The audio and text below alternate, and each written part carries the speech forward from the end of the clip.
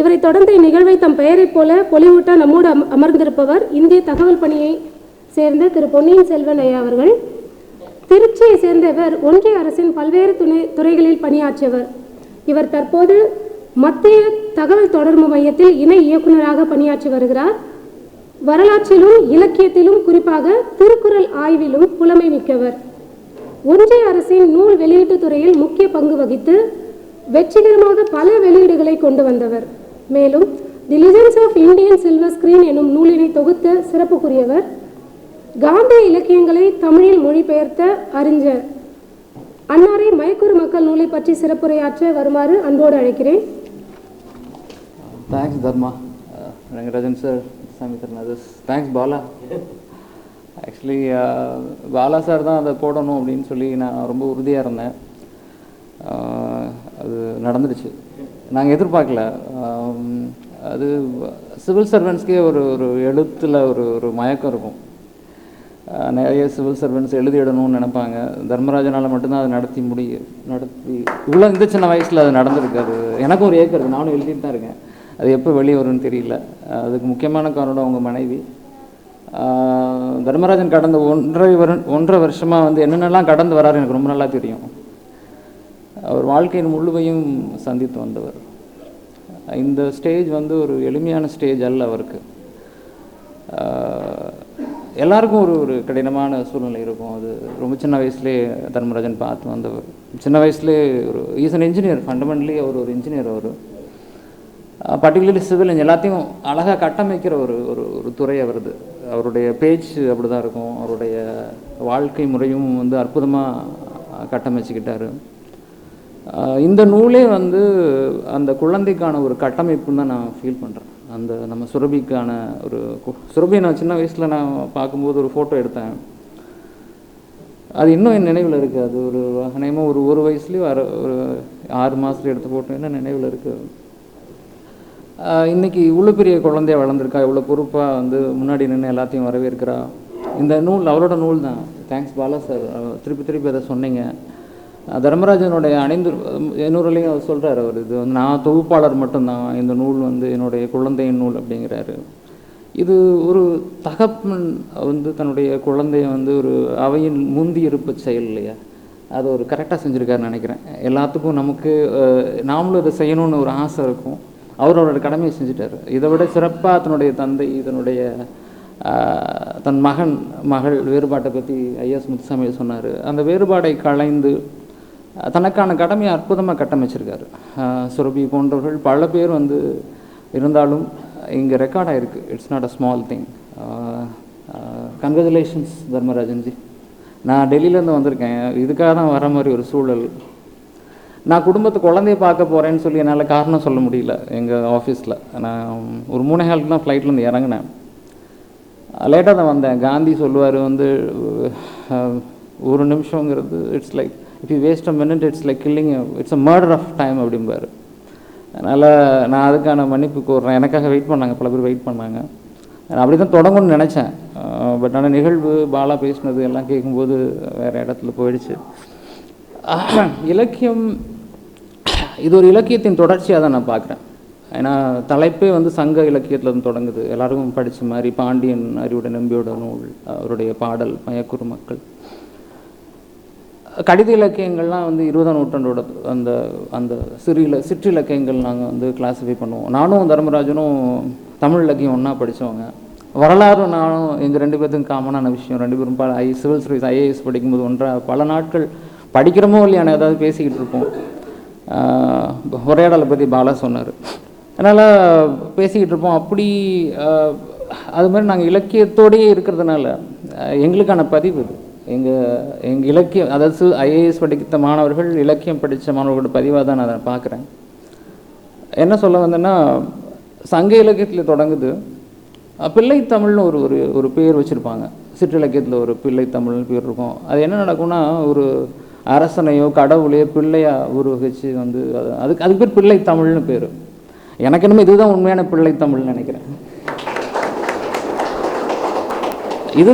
இந்த இலக்கியம் தான் உண்மையான பிள்ளை தமிழ். அதெல்லாம் பிள்ளை தமிழை நான் பார்க்கவே இல்லை. அது பல்வேறு வகையில் வந்து ஆண் குழந்தைகளை வந்து 8 வகையாகவும் பெண் குழந்தைகளை 8 வகையாகவும் பிரித்து அவங்க ஒரு வகையான ஒரு ஒரு ஒரு ஒரு ஒரு மெத்தடாலஜியில் பண்ணியிருப்பாங்க. பட் எனக்கு என்னமோ இதுதான் பிள்ளைத்தமிழ் அப்படின்னு தோணுது. பாப்பா ஒரு இடத்துல கேட்குறா, அவங்க கிளாஸில் யார் அதிகமாக குறும்பு பண்ணுவா? ஒரு 3-4 பேர் வருது. ஷாலினி, யார் குறும்பே பண்ண மாட்டா அப்படின்னா, டீச்சர் தான் குறும்பு பண்ண மாட்டாங்க. கிளாஸில் டீச்சர் தான் குறும்பு பண்ண மாட்டாங்களாம். இது ஒரு பதிவு. நீங்கள் ஒரு இலக்கியவாதி என்ன பண்ணுவான்னா, நீங்கள் வந்து ஒரு சுவையும் வந்து பார்த்தீங்கன்னா ஒரு பகுதியில் விதைச்சிக்கிட்டே போவான். அதாவது ஒரு நல்ல இலக்கியம்னா வந்து ஒரு எல்லா சுவையும் இருக்கணுங்கிற மாதிரி ஒரு கட்டாயம் இருக்குது. இந்த நூலில் உங்களுக்கு எல்லா வகை மசாலாவும் இருக்குது. அதுக்காக தான் எந்த எக்ஸாம்பிளில் சொன்னேன் நான்.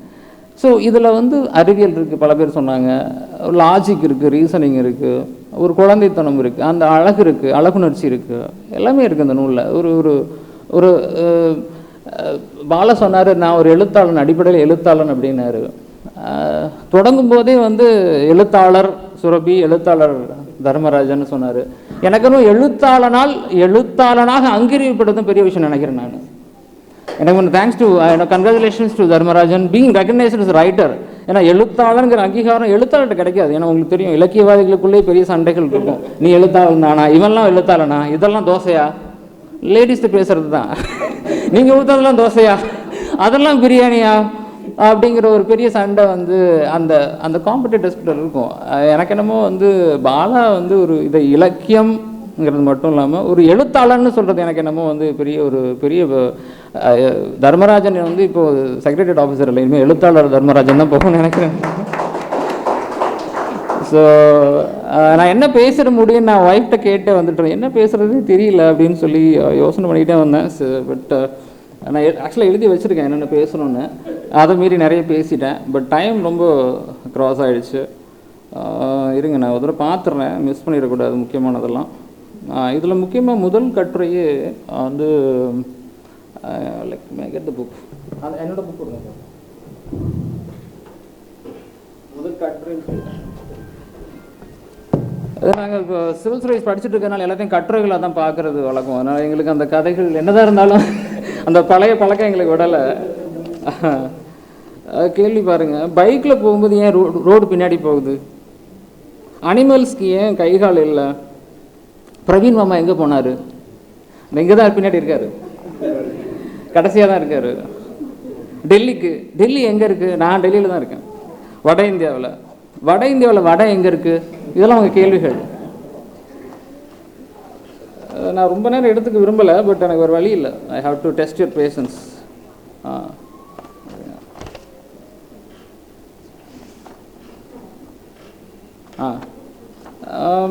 இது என்னோடய வீட்டில் என் பையன் கேட்குற பையனுக்கு நான் அடிக்கடி சொல்கிறது, எதுக்கு ஆஃபீஸ் போகிறீங்க? எதுக்கு போவோம்? ஆஃபீஸ் போனால் தான் சம்பளம் கிடைக்கும். சம்பளம்னா என்ன? அது பணம் அப்படின்னா ஏடிஎம்லேயே எடுத்துக்கலாமே. ஸோ இது லைக் என்ன சொல்கிறேன்னா, இது நீங்கள் எப்போ வேணுமோ இந்த நூலை எடுத்து, நான் இந்த புக்கை ரிவ்யூ பண்ணலை நான். இந்த இது எல்லா வகையான சுவையும் இருக்குன்னு சொல்கிறதுக்காக தான் அதை பற்றி பேசினேன். நான் ஃபஸ்ட் முக்கியமாக வந்து உரையாடல்களை கொண்டாடுறது வந்து பார்த்திங்கன்னா, இது ஒரு செயலுக்கான முக்கியத்துவத்தை அதிகப்படுத்துறது தான். நீங்கள் உரையாடுதலே வந்து நம்ம எல்லாரிடமே உரையாடுறோம், எல்லா சூழலையுமே உரையாடுறோம். எனக்கு என்னமோ இந்த நூல் ஒரு அன்பின் கொண்டாட்டமாக தான் பார்க்குறேன். நான் அன்பின் கொண்டாட்டமாக தான் பார்க்குறேன். அதனால தான் நான் வந்து முதல் கதையிலே முதல் பகுதியிலே சொன்னேன், பிரவீன் எங்கே இருக்கார். நான் ஒரு எல்லா புக் ரிலீஸ்க்கும் போகும்போது பார்த்தீங்கன்னா அந்த எழுத்தாளர் நண்பர்கள் பல பேர் இருப்பாங்க. நான் அந்த உணர்வுக்காக தான் அங்கே டெல்லியிலேருந்து இங்கே வந்தேன். நான் வேறு எனக்கு I'm so happy that so many people are in this hall. I must thank Dharmarajan for giving me this opportunity. வேறு எதாவது விட்டா நான் பார்த்துட்றேன், நான் வேறு எதுவும் விட்ட மாதிரி தெரியல. Thanks Dharmarajan, all the best. Thank you so much. Thank you. இந்நூலை வந்து ஒரு சங்க இலக்கியத்தோடு ஒப்பிட்டு இதுக்கு மேலே ஒரு கிரெடிட் வந்து தர்மராஜன் ஐயா அவர்களுக்கு எதிர்பார்க்க முடியுமான்றது எனக்கு தெரியல. ஒப்பிட்டு கூறிய திரு பொன்னியின் செல்வன் ஐயா அவர்களுக்கு மிகவும் நன்றி ஏற்படுத்திக்கிறேன்.